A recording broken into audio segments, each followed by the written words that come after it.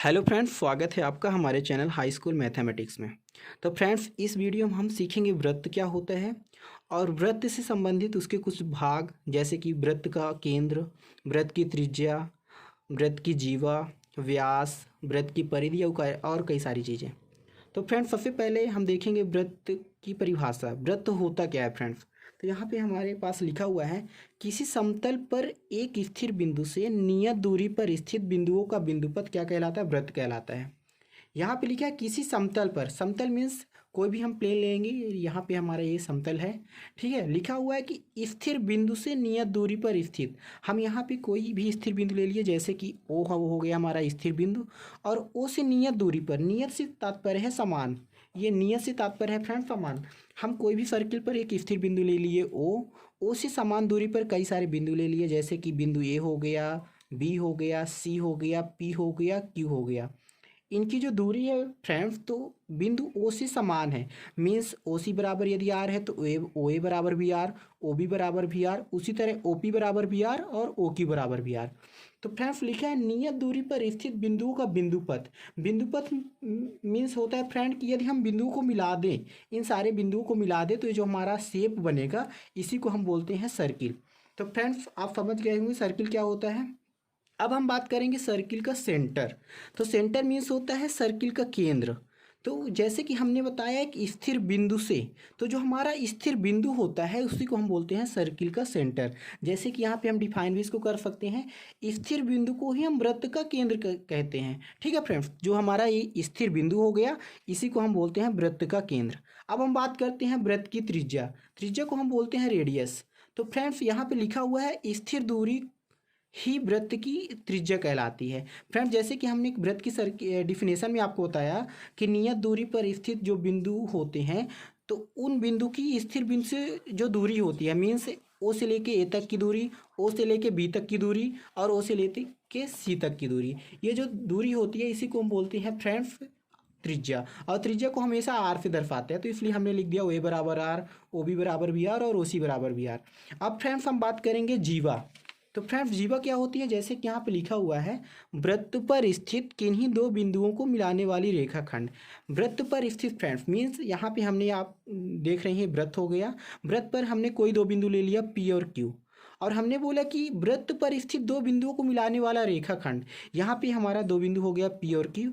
इन दो बिंदुओं को जो रेखाखंड मिला रही है फ्रेंड्स, इसी को हम बोलते हैं वृत्त का जीवा।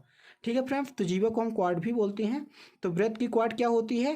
वृत्त पर स्थित किन्हीं भी दो बिंदुओं को मिलाने वाली जो लाइन सेगमेंट होती है, रेखाखंड, उसी को हम बोलते हैं वृत्त का जीवा। अब फ्रेंड्स, हम बात करते हैं वृत्त का व्यास। तो फ्रेंड्स, जीवा और व्यास में थोड़ा सा अंतर है।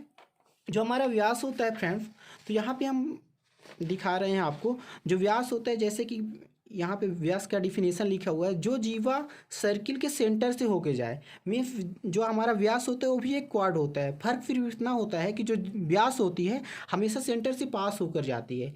मीन्स हम कह सकते हैं यदि कोई जो क्वाड है, मीन्स कोई भी जो जीवा है, वो यदि वृत्त के सेंटर, मीन्स ये जो स्थिर बिंदु है, इससे होकर जाए, तो उसी को हम बोलते हैं वृत्त का व्यास। और जो व्यास होता है फ्रेंड्स, तो हमेशा त्रिज्या का दोगुना होता है।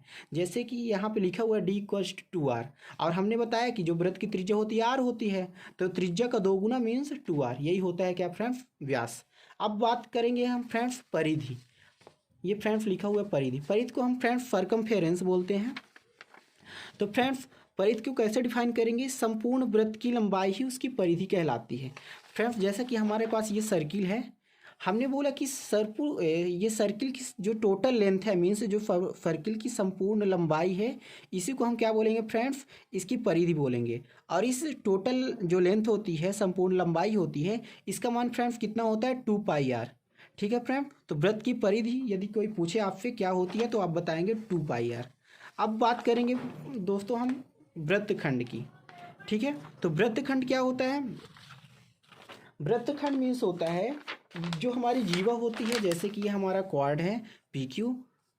ये जो पी क्यू है इस सर्किल को दो भाग में बांट रहा है, जैसे कि आप देख सकते हैं। एक तो हमारा ये वाला भाग हो गया, और ये जो बाकी भाग बचा ये वाला भाग हो गया। तो इन दोनों भाग को हम क्या बोलेंगे? वृत्तखंड बोलेंगे। मीन्स जीवा के द्वारा बनाए गए भाग को हम क्या बोलते हैं? वृत्तखंड बोलते हैं। ठीक है फ्रेंड्स, तो वृत्तखंड के बाद अब हम बात करेंगे, यदि हम वृत्तखंड को डिफाइन करना चाहें फ्रेंड तो कैसे डिफाइन कर सकते हैं। जीवा के द्वारा बनाए गए भाग को वृत्तखंड कहते हैं। जैसे कि यहाँ पे आप देख सकते हैं, ये लिखा हुआ है जीवा के द्वारा बनाए गए भाग को हम वृत्तखंड कहते हैं। मीन्स ये जो जीवा है इस सर्किल को दो पार्ट में डिवाइड कर रही है, इन्हीं दो पार्ट को हम क्या कहते हैं फ्रेंड्स, वृत्तखंड कहते हैं। अब वृत्तखंड के बाद हम बात करते हैं त्रिज्यखंड की। किसकी फ्रेंड, त्रिज्यखंड। त्रिज्यखंड मीन्स होता है फ्रेंड फैक्टर।